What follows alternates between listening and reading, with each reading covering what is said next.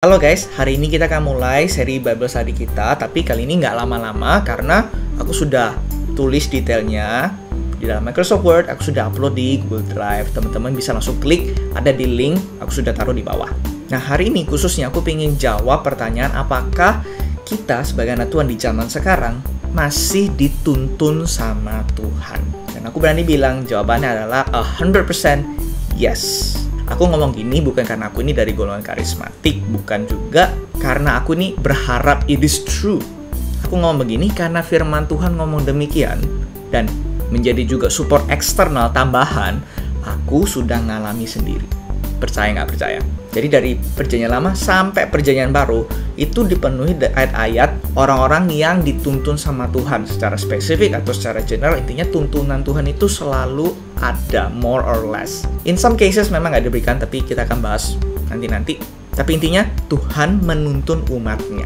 Bahkan gak usah jauh-jauh, di Matius 28 ayat 20 itu Tuhan kasih janji kalau Tuhan itu kan bersama-sama dengan kita sampai pada akhir zaman. Orang mungkin interpretasi bisa macam-macam ya, tapi intisari yang paling simpel kita bisa terima itu apa? Intinya God is with us. Tuhan itu bersama-sama dengan kita. Tuhan gak meninggalkan kita. Jadi kita ini gak dalam hidup ini sendiri. Ada Tuhan yang menuntun kita dalam hidup. Itu paling simpel aja. Dan yang bahkan semua orang bisa terima apa? Dituntun dalam apa? Firman Tuhan. Itu gak usah ditanya. Nah, pertanyaan berikutnya mesti kita jawab. Apakah Tuhan cara menuntunnya itu berubah-ubah atau selalu sama dari dulu? Ada firman Tuhan ngomong gini, di Ibrani 1 ayat 1-2. Kalau zaman dulu, Tuhan itu ngomong lewat perantaraan nabi-nabinya. Tapi kalau di zaman sekarang, perjanjian baru khususnya, Tuhan berbicara lewat Yesus. Dan konteksnya Ibrani itu sendiri, itu ngomong soal kayak Yesus itu lebih dari malaikat, lebih dari para nabi, lebih dari figur-figur di perjanjian lama. Ini konteksnya kurang lebih. Memang di ayat firman Tuhan ini nggak dibilang secara spesifik.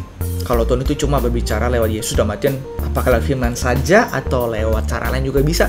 Nggak dibilang secara spesifik. Tetapi intisari yang bisa kita pegang itu apa?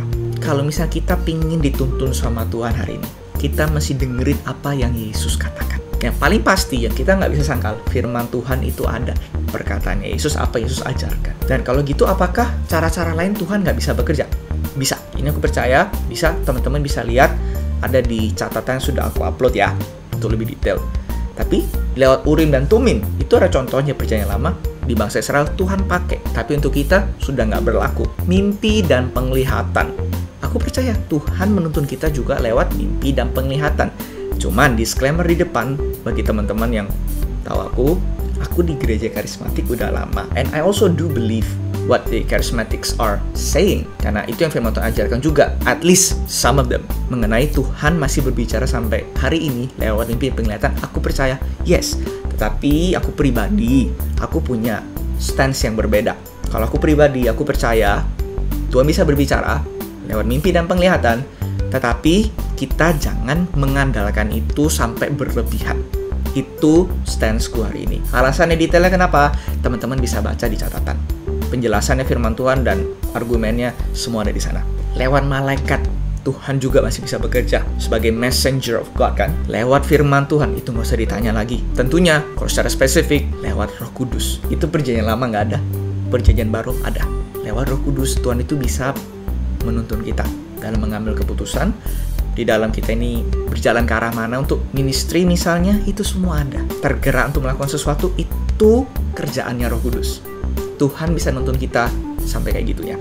Sekali lagi, kalian pengen tahu detailnya, baca di catatan. Tapi I hope ini bisa menjadi berkah bagi teman-teman. Kalau yes, kita punya pengharapan kalau kita berdoa hari ini, kita minta dituntun sama Tuhan.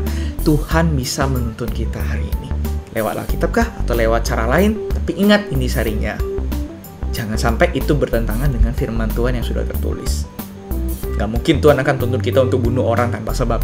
Itu gak akan terjadi. Tidak mungkin bertentangan dengan firman. Jadi kita pun harus berhati-hati. Sampai ketemu di pembelajaran berikutnya ya. Bye-bye.